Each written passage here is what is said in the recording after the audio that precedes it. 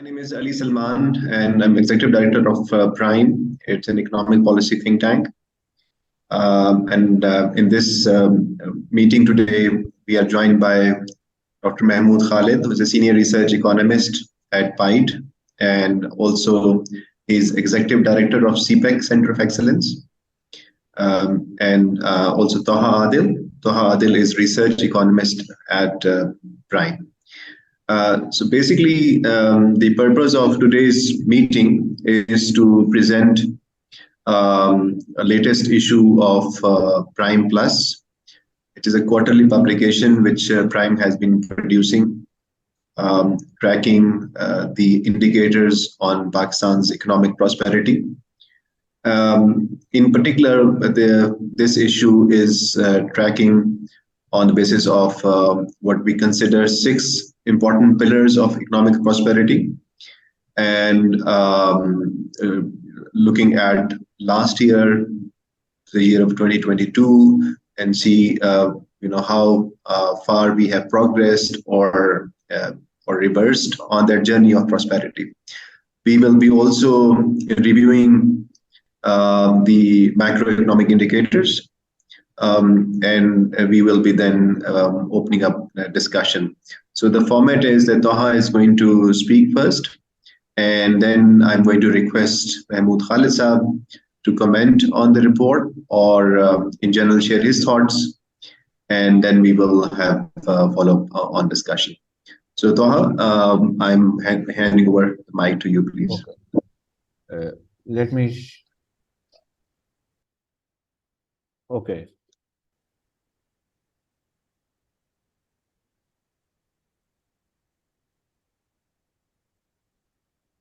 Okay, so as Ali mentioned, Prime has published its new report, Prime Plus January 2023, and this report provides in-depth analysis of Pakistan's economic policies and macroeconomic indicators. So in this presentation, we will have 3 sections. First section is on pillars of economic prosperity, in which we will see developments in calendar year 2022. Second section is on macroeconomic analysis, in which we will see macroeconomic trends in the second quarter of fiscal year 2023. And in the third section, we will see challenges prevalent in Pakistan's economy. Pillars of economic prosperity. The pillars of economic prosperity are taken from a keynote address delivered by Dr. Arthur Laffer at Pakistan's Prosperity Forum in 2021. So he analyzed the underlying causes of recurring crisis in Pakistan, and he highlighted 6 areas where Pakistan needs to carry out reforms. So the first pillar is role of government in the economy. If there is excessive footprint of government in the economy and there are excessive regulations, then we need to deregulate the economy. Second pillar is fiscal prudence. If government is spending excessively and or revenue generation capacity is less than or spending patterns, then we need to cut our expenditures. Third pillar is efficient taxation system. Similarly, if we are spending more and our revenue generation capacity is low, then we need to reform our taxation system. And right now we have a lot of taxes and high rates of taxes. That's why people are not complying with the taxation system, and they prefer to stay out of the tax system. So we need to rationalize our taxes. Fourth pillar is trade openness. So if there are excessive barriers, trade barriers, tariff and non-tariff, which will hinder the economic activity in the country, so we need to reduce our trade barriers. Fifth pillar is to establish sound money. If the currency is volatile, then it will affect the business operations and future investments. So we need to establish sound money. And last pillar is privatization. As our SOEs are continuously incurring losses, so we need to cut our losses through privatization. So the first pillar is deregulation. According to PIDE study, the influence of government in the economy, the share of government in the economy is around 40, is more than 40% actually, and which shows that there is excessive footprint of government in the economy. And how government influences the economy is through its spending. And if we look at the spending patterns, the current expenditures increased by 15% from 7.5 trillion in fiscal year 2022 to 8.6 trillion in fiscal year 2023. And next is the grants and transfers, which increased by 9% from 1.1 trillion in fiscal year 2022 to 1.2 trillion in fiscal year 2023. So how government spends money and how government generates revenue to spend money, or taxation, tax revenues are low, so government go for borrowing. And if we look at the borrowing pattern, the credit to government by banking sector increased by 36% from 11.6 trillion in January 2022 to 15.8 trillion in December 2022, while the credit to private sector by banks increased by only 9% from rupees 7.7 trillion to 8.4 trillion. So government is borrowing excessively from the banking sector, which is resulting in the crowding out of private sector. And higher government footprint increases the barriers for businesses to operate. It increases the cost of businesses. It deprives the private sector from the necessary capital. Next pillar is the spending restraints. So uh, ideally, public spending should be in accordance to the revenue generation, but things are contrary in Pakistan.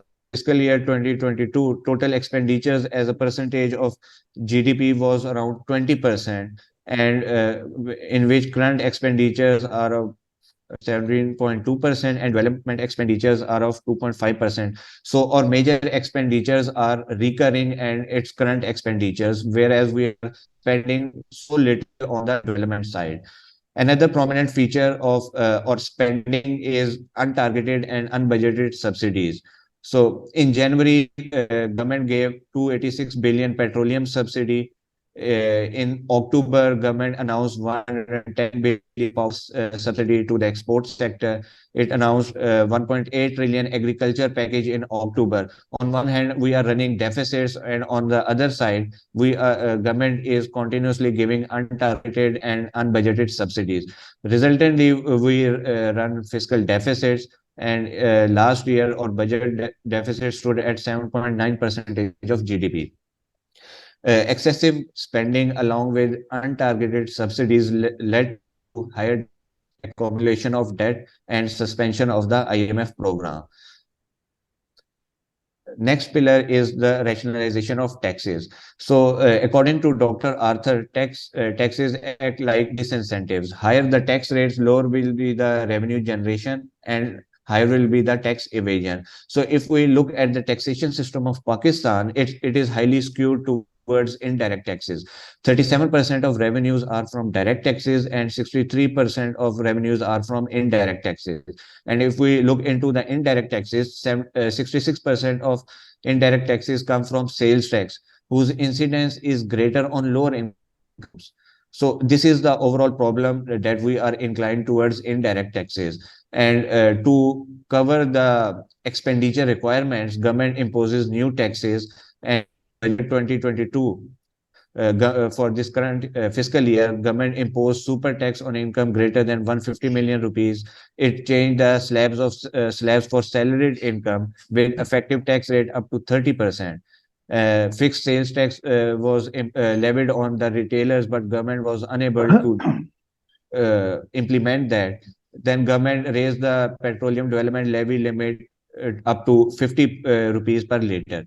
So that's how government is continuously increasing taxes to finance the expenditures. On the other hand, we have a problem of tax exemptions in our taxation system. In last year, fiscal year 2022, tax expenditure stood at 1.48 trillion, which was around 2.67% of GDP. So our revenue generation capacity is low, and on the other hand, we are giving exemptions. So this exemptions creates distortion in the economy, and people are reluctant to enter into the taxation system. which can be seen from the fact that every year government has to extend the deadline for the filing of income tax multiple times, and till December 2022 or taxpayers are 3.9 million only. And if we look at the current fiscal year, FBR collected 3.42 trillion in the first half against the target of 3.65 trillion. So we are running a deficit here also. We are running behind our targets. Now, the next pillar is trade openness. And if we look at our calendar year 2022, then we can see that government used administrative controls to suppress the trade, to restrict imports and current account deficit.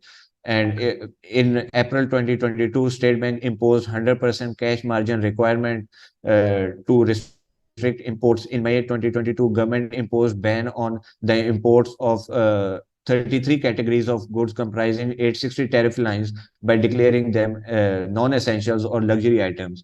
In August, government lifted the ban on imports to comply with the IMF 7th and 8th reviews. But on the other hand, it increased the regulatory duty up to 400% to curtail the imports.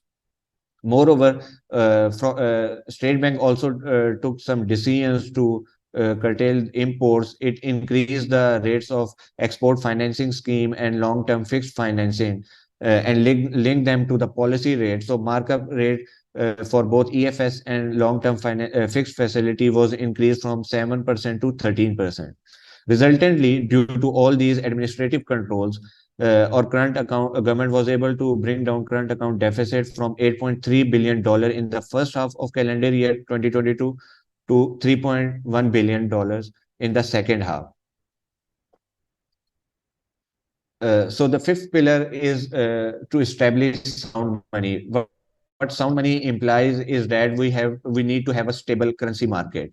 And stable currency market is really important for the promotion of businesses and to attract investments. Unfortunately, in last calendar year, rupee lost its value by 28%. It stood at 177 in January and it rose to 227 in December. And secondly, another component of sound money is money supply. Money supply increased by 16.3% from 24.2 trillion in January to 28.1 trillion at the end of December.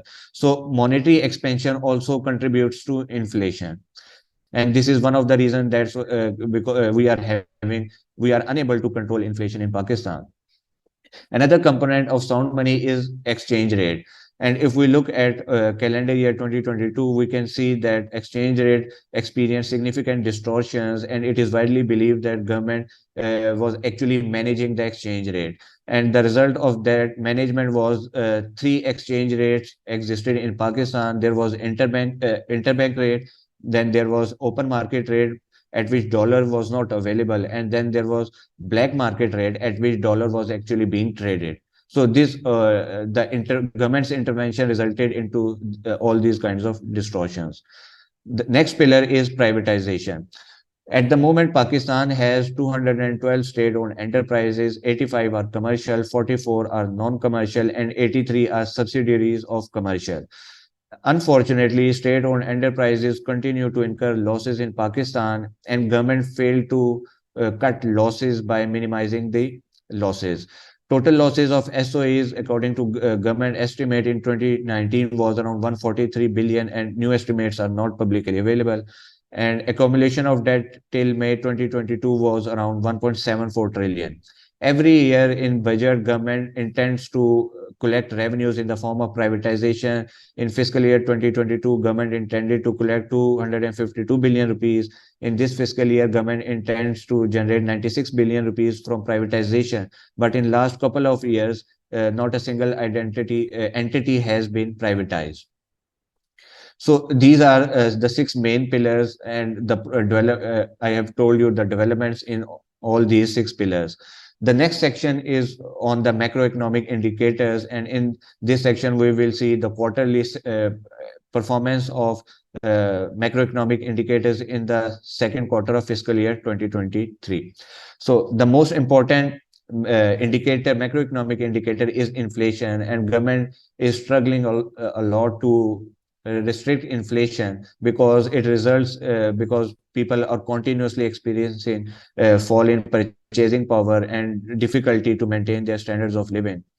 Average CPI inflation in the second quarter of fiscal year 2023 was around 25%, which was 11% last year.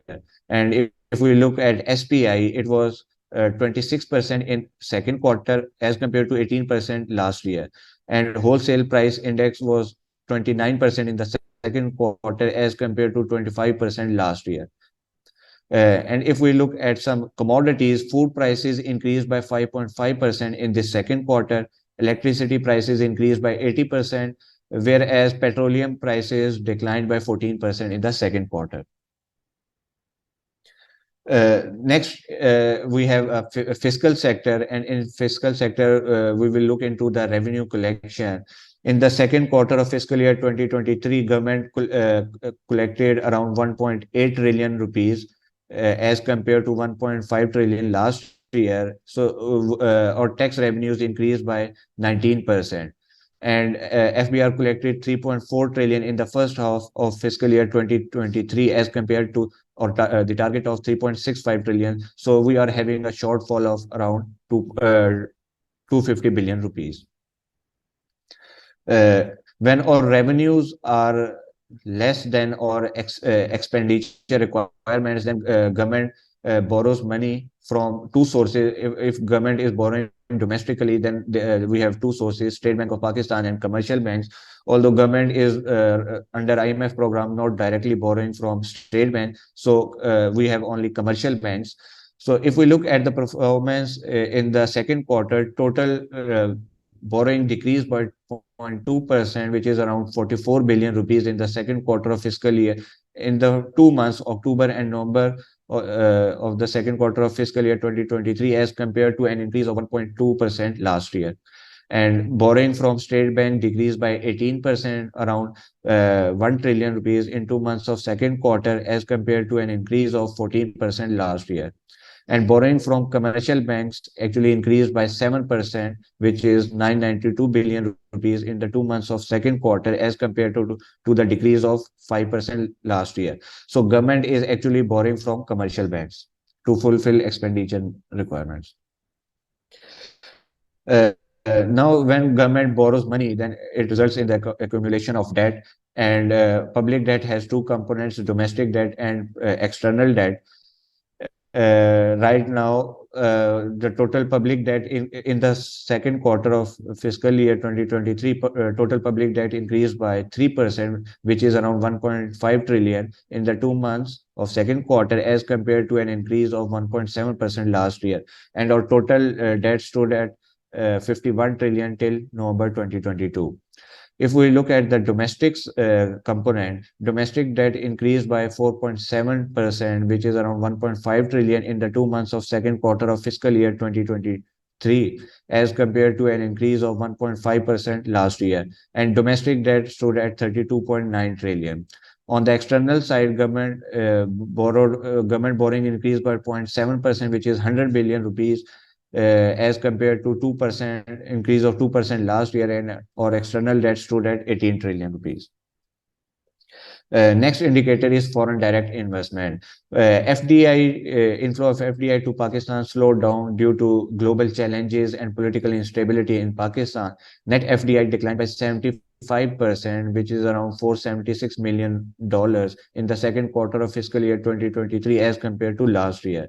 And inflow of FDI in the second quarter was around $500 million, while outflow was $348 million.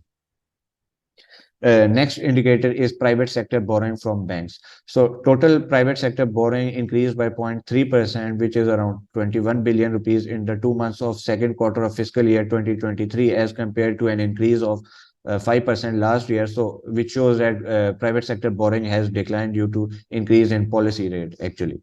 Long-term fixed financing decreased by 0.3%, which is 2 billion rupees in 2 months of second quarter as compared to an increase of 9% last year. Export financing increased by 2.3%, which is 16 billion in 2 months of second quarter as compared to an increase of 6.4%. So overall, private sector borrowing has actually declined due to increase in the policy rate. So on the external side, first we have current account balance. As I mentioned earlier, government used administrative controls to restrict imports, and government was able to bring down current account deficit. In the second quarter, our exports decreased by 13%, which is around $1 billion as compared to last year.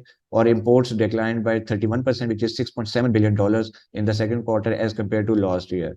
But due to exchange rate intervention, remittances also declined by 16%, which is $1.2 billion in the second quarter.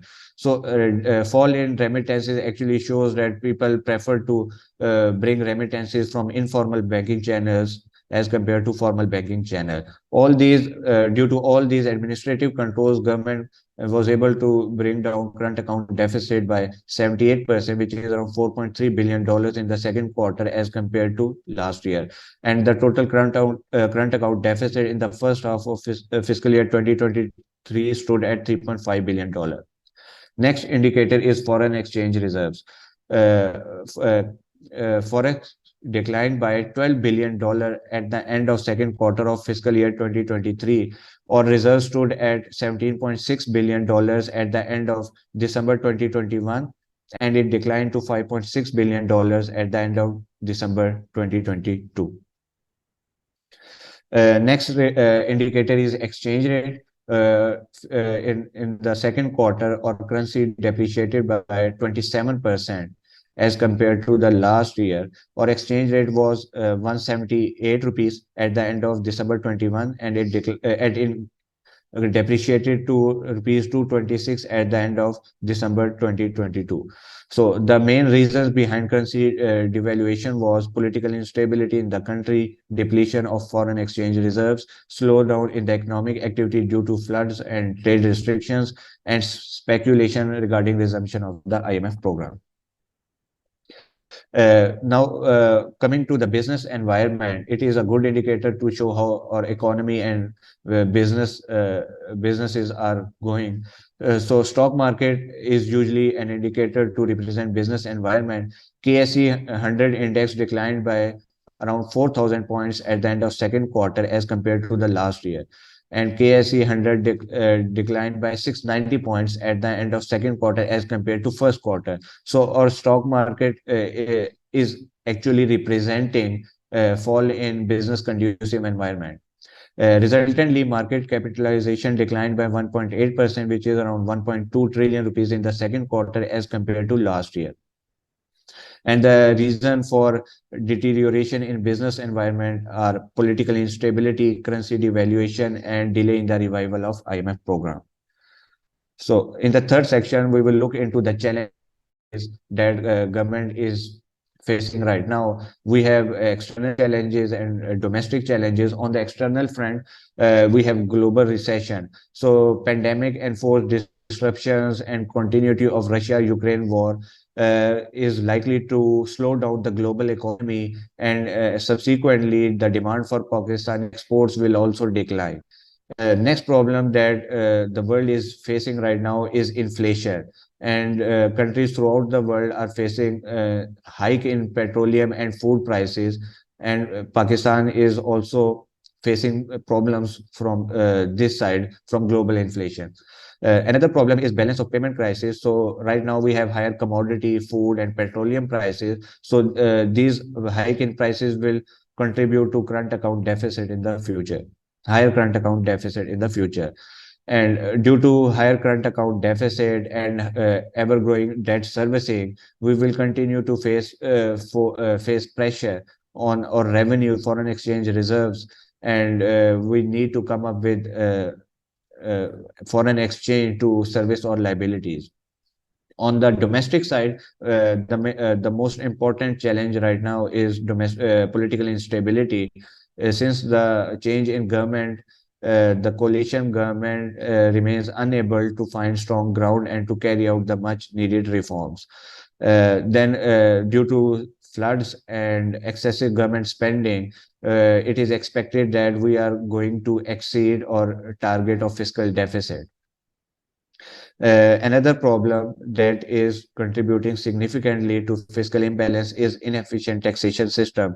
We have excessive taxes and high rates of taxes, due to which government is unable to bring into the taxation system, and resultantly government has to continuously increase tax rates and number of taxes, but government remains unable to generate revenues from direct sources. And inflation, next problem is inflation. Government at the start of fiscal year, government projected that inflation will be around 18%, then it revised its target to 20%, then 22%, but inflation remained around 25% in the first half. So it is expected that inflation will remain high in the coming half also. And the next problem is energy crisis.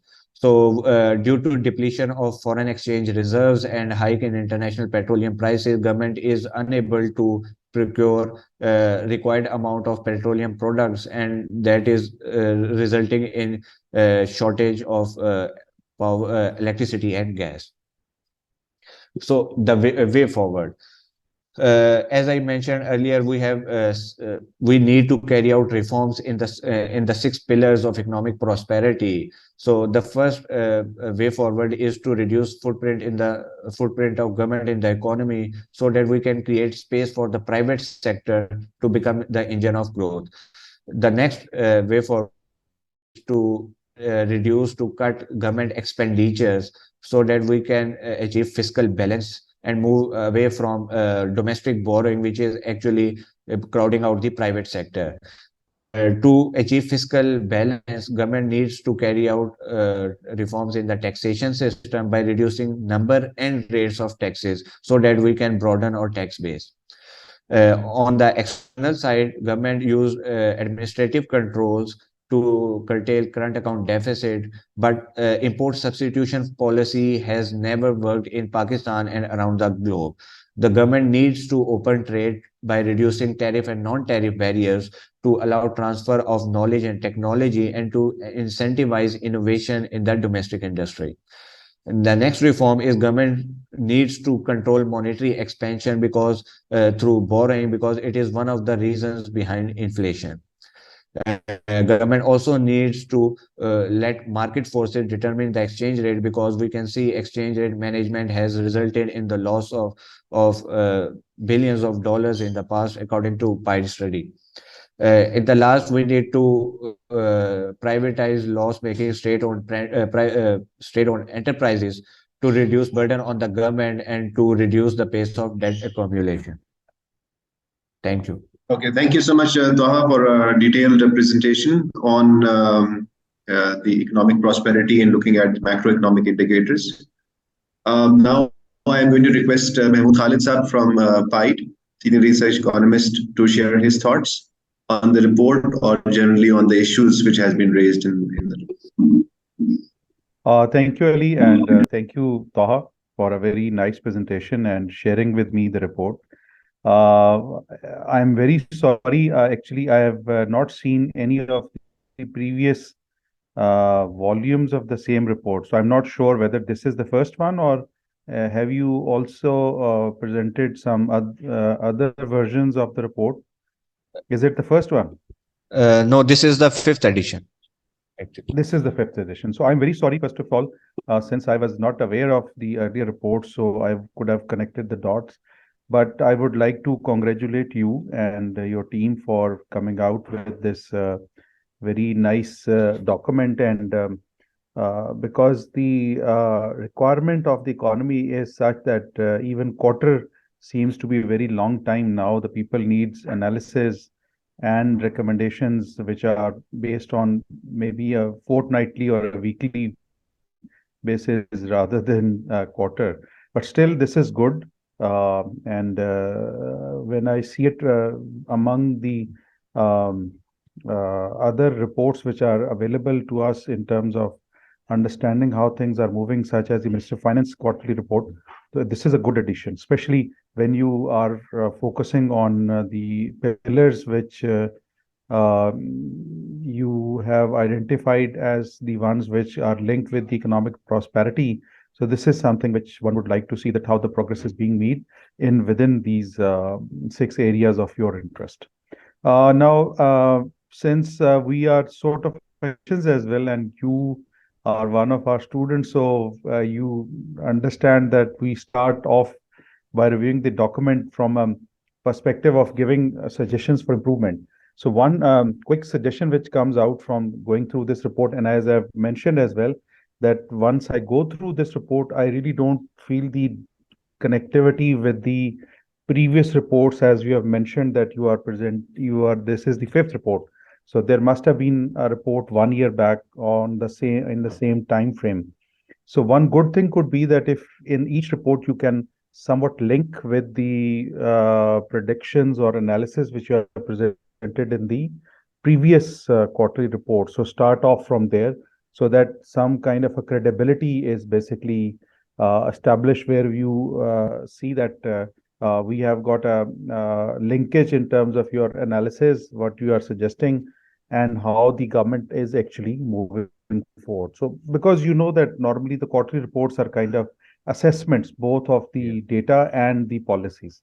So this is my first observation. Okay. And within that, I would like to recommend you that if you can make a kind of a scorecard for these 6 pillars, that can really help you in terms of understanding that how the things are actually moving. Because often when we are looking at the performance from the outcomes which are based on the data, what we are missing in terms of the progressivity which is taking place over time. So I would recommend that if you can think of developing a kind of a scorecard of all Yes. the data points which you have analyzed, the reports you must have studied. So on the basis of that, if you can do, and this is a standard practice, as a researcher, you can develop a policy scorecard based on the reports, the policies which has been made, and the outcomes which you are discussing. So it would be good to see how you can basically assemble a kind of a performance scorecard over time as well. And that index can then become a kind of help as well. And you have you yourself as, like, for example, stock market index is a kind of an index which you use. So why not to have some index for these 6 pillars as well? So these are some of my comments on the report, which otherwise is written in a very good manner, and I really appreciate your hard work.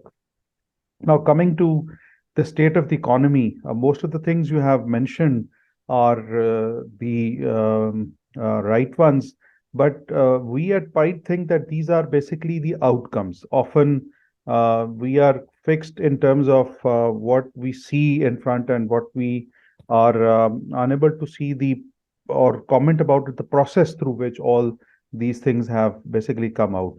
And you, as a coming from a very respectable and knowledgeable think tank, you yourself have produced a lot of reports as well. For example, focusing just on the taxation side, the reports which you have produced on suggesting low flat rates and with a broad base. So such types of reports can also help develop your argument better. So what I would recommend you is to dig deep whenever you are commenting on something, and try to link it with that basic understanding which you have grasped from the reports. And it does not necessarily requires you to write all the reports, because now we have got very good analysis coming on regularly basis from the World Bank, from PIDE, from your studies, from SDPI and Nadir. So as a researcher, what we like to do is to collaborate in the form of citing all these, or kind of creating completing the jigsaw puzzle. So in that sense, when we were talking about the size of the government, PIDE has also been proposing this. It's not just the economically active size of the government, but the influence size, which is also important.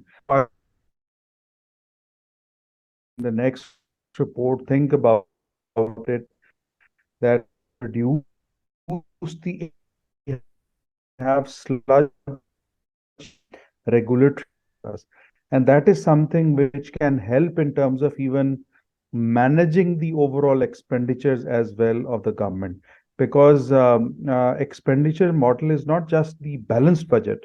That is one way of looking at things, but the ideal way would be that we can create value for the public presence and public spendings. For example, public sector development program. Right now, the throw forward is around 9 trillion rupees.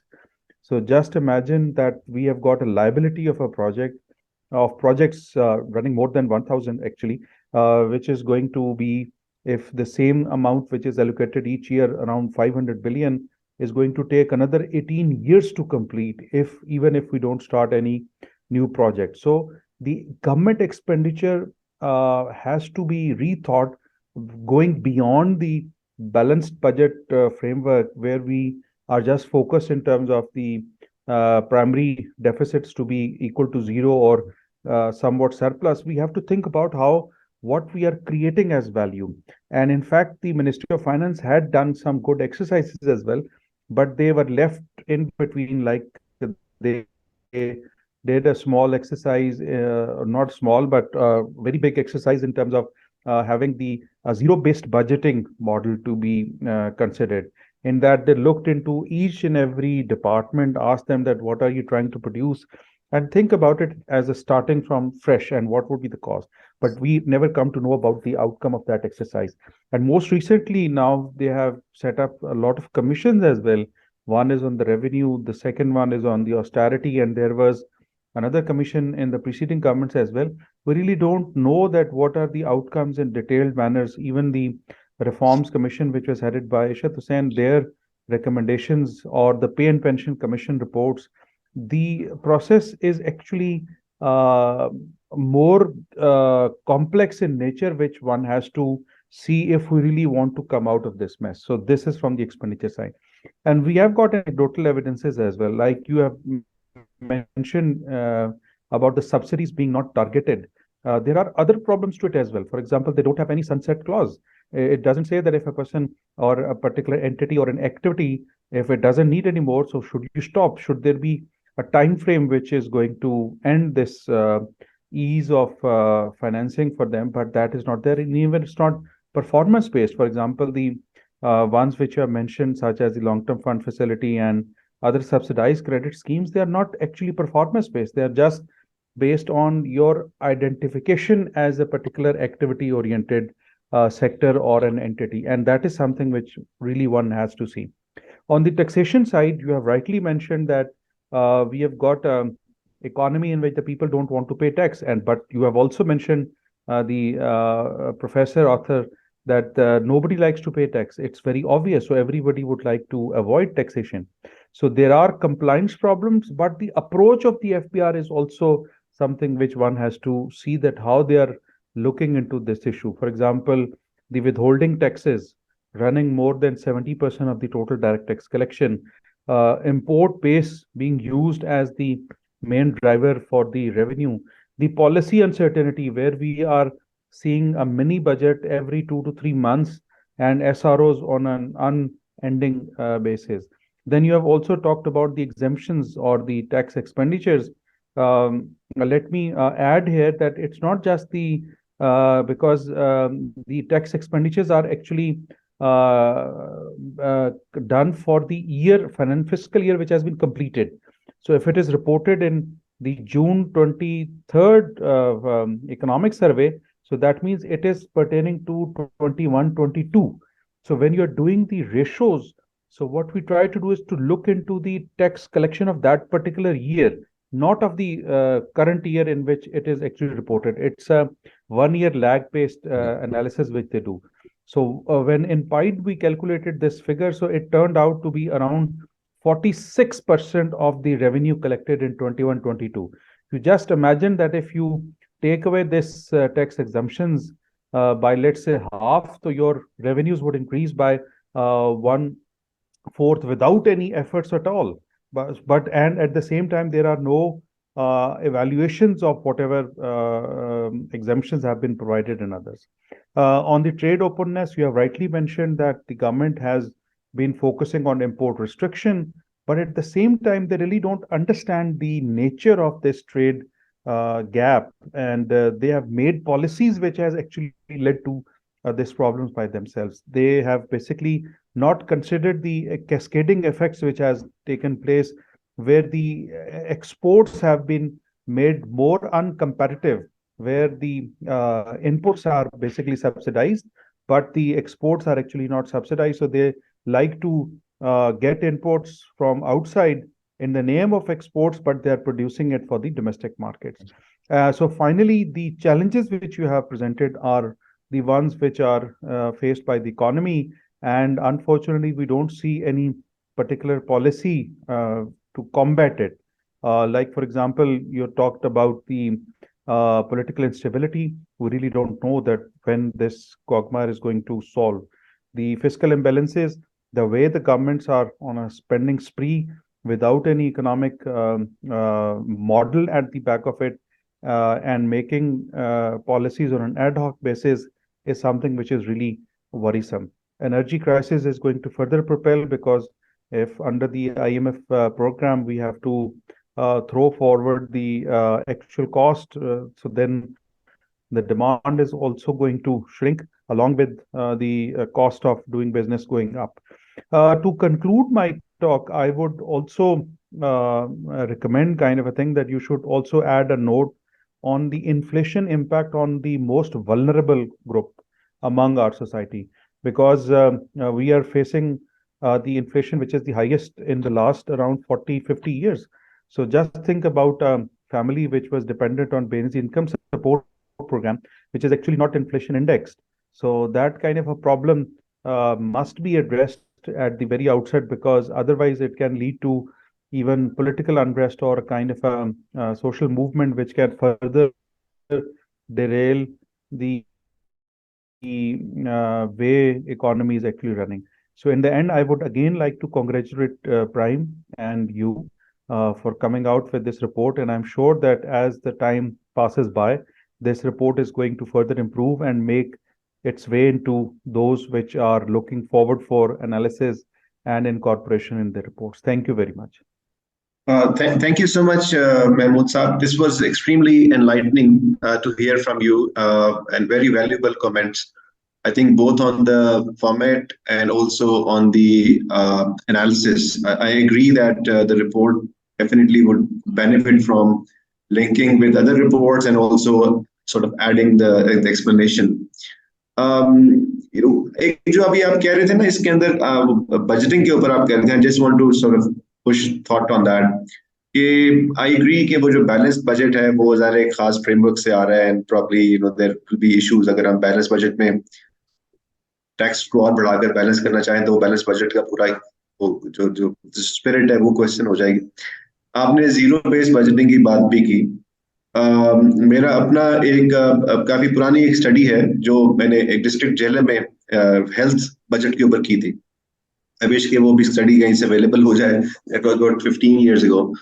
तो उसमें मैंने I did correct primary data लिया था district health management system से, और patients का data लिया, disease burden का डाटा लिया, और फिर मार्केट प्राइसेस उनकी मेडिसिन की देखी, जो गवर्नमेंट ट्रीटमेंट हो रही थी DHQs में, BHQs में, RHQs में, उसकी कॉस्ट डिटरमिन की, एक्सरेज और सारे ऑपरेशन की कॉस्ट डिटरमिन की, फिर जो मार्केट की प्राइसिंग है हमने वो देखी. तो बड़ा इंटरेस्टिंग रिजल्ट आए. उसमें एक रिजल्ट ये था कि the overall allocation which the government was making for that district Jhelum it was actually quite adequate, quite sufficient for meeting the health challenges and health problems, illnesses, operations. However, the allocation of that budget, health budget, was totally misaligned. Exactly. So, for example, if according to my survey, most of the budget should have gone to the medicine supply. Medicines. जो उसके अंदर जो pattern आ रहा था, लेकिन वो उसके बजाय ऑपरेशंस के अंदर और दूसरी चीजों के अंदर चला गया. मेरे पास अभी details, I will try to dig out. और things like x-ray, so x-ray वो फ्री हो रहा था। अच्छा, लेकिन फ्री तो सिर्फ नोशनली हो रहा था, अवेलेबल था नहीं, एक्सरे मशीन खराब थी। सो लोग मजबूर थे कि लोग उस डिस्ट्रिक्ट हाउस DHQ के बाहर जो प्राइवेट क्लिनिक है उसमें जाएं। और अगर गवर्नमेंट लेट से उस वक्त 50 रुपीज की एक एक्सरे फिल्म आ रही थी, गवर्नमेंट वो फ्री दे रही थी और वो अवेलेबल नहीं थी, और प्राइवेट जो था डिस्पेंसरी या क्लिनिक वो 200 रुपए चार्ज कर रहा था। सो इस बीच में एक स्वीट स्पॉट है जो हम मिस कर रहे थे। सो मैंने ये रिकमेंड किया था कि जी गवर्नमेंट को एटलीस्ट अपने कॉस्ट तो रिकवर कर ले।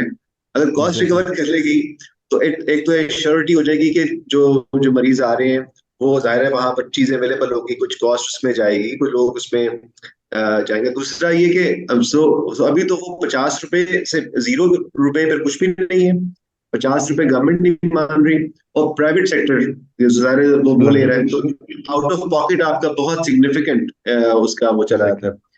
इसी तरह मेडिसिन वो वहां से स्मगल होकर बाहर से सप्लाई हो रही थी, क्योंकि वो जो कॉस्ट रिकवरी थी गवर्नमेंट की, वो वैल्यू जो आप कह रहे हैं, वो आइडिया टोटली मिसिंग था। फिर हमने एक पूरा उसका एक जीरो बेस बजट बनाया, और so we did from scratch के भी district budget, then we handed over to the government. तो डिस्ट्रिक्ट गवर्नमेंट थी और उस वक्त डिस्ट्रिक्ट गवर्नमेंट में ज़रा एक्टिव भी थी।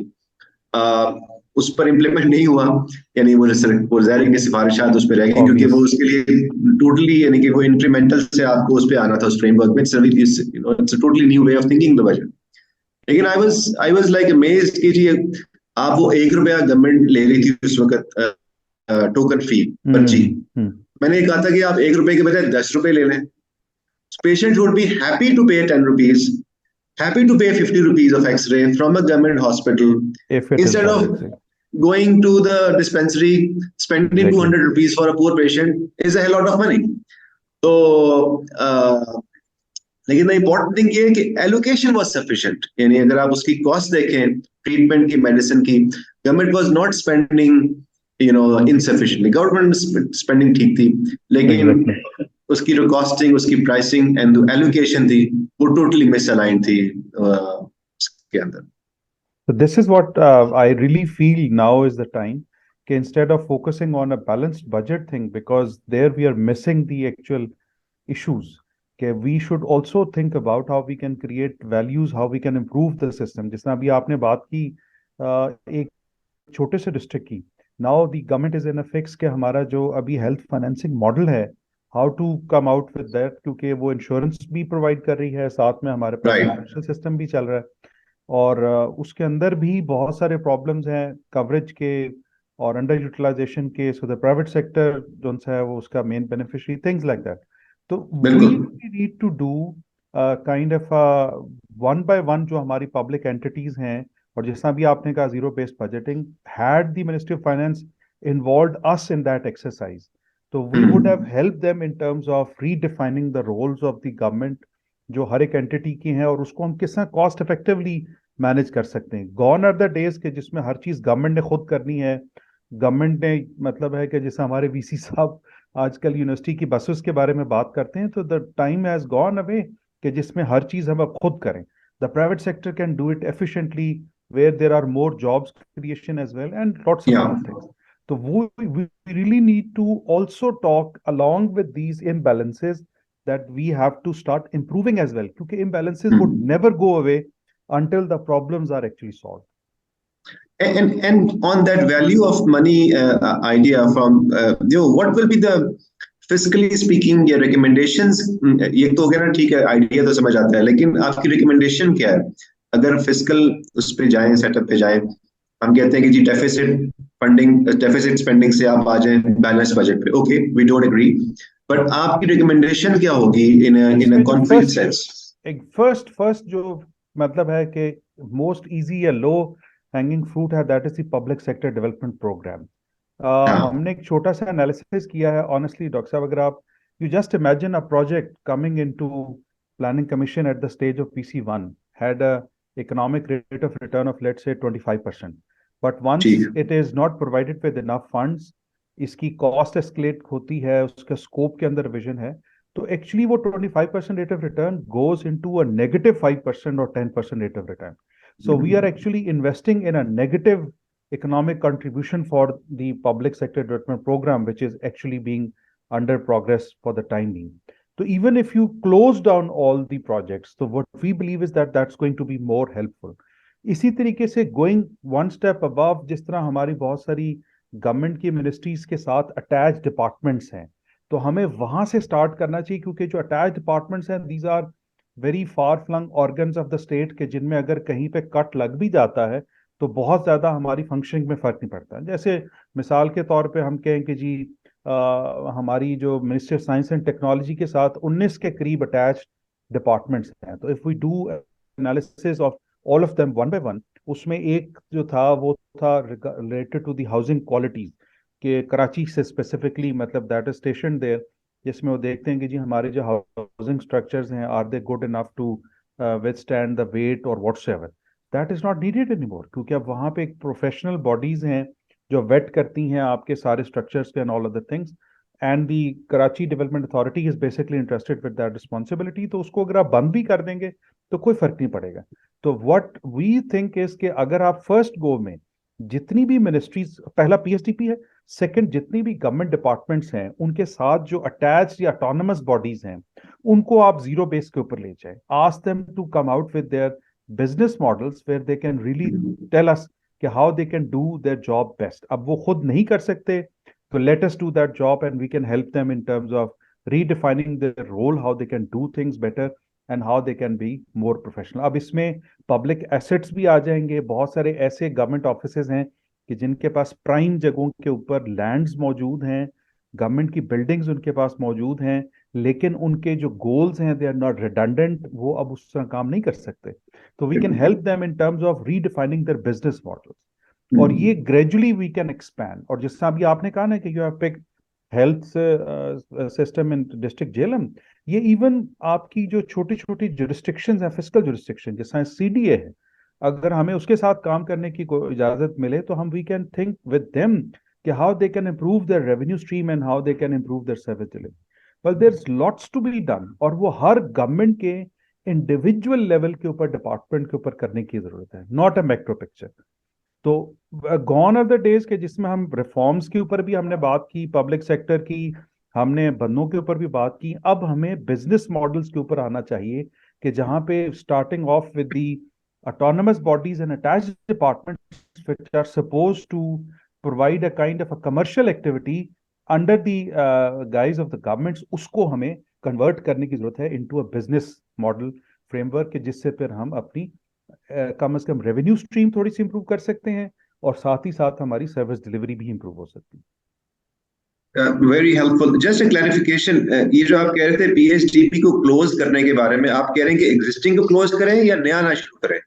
वो ज़ाहिर बात है existing can not be closed, we are मतलब we can not salvage, but ideally as an economist looking at the rate of returns of the project, even simply मतलब है कि stopping them right there and then would actually help the economy, because they are now providing a negative rate of return to the economy. They are no more positive.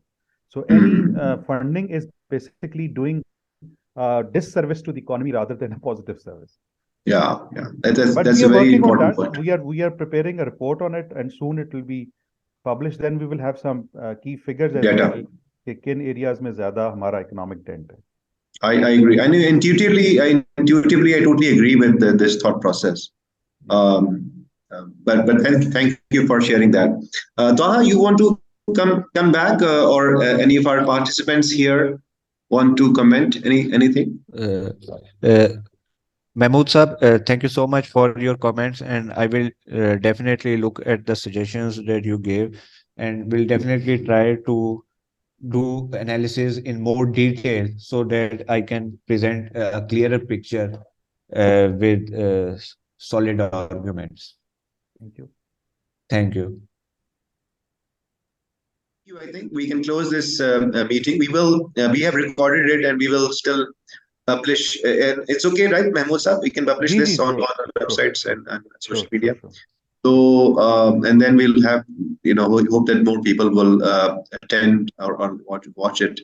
we can also produce a podcast out of it, and Inshallah. people can also listen to it. Thank you again. I think the idea of this report, Prime Plus, is focusing on highlighting the economic prosperity and the challenges and obstacles and the progress using the 6-pillar framework. We hope that in coming months and coming quarters, we can see more progress. But as Mahmood Saab rightly pointed out, I think there has been discussion on reform, but the discussion is largely one-sided. Think tank academic community is doing it, and there is not much take from the government side, from the political parties. And that is, I think, where probably we need to all together do hard work in convincing them to address these issues. On this, we can close this. Again, Taha and Mahmood Sahab, बहुत शुक्रिया आपका and all the participants joined. Thank you. Thank you. Allah Hafiz. Allah Hafiz.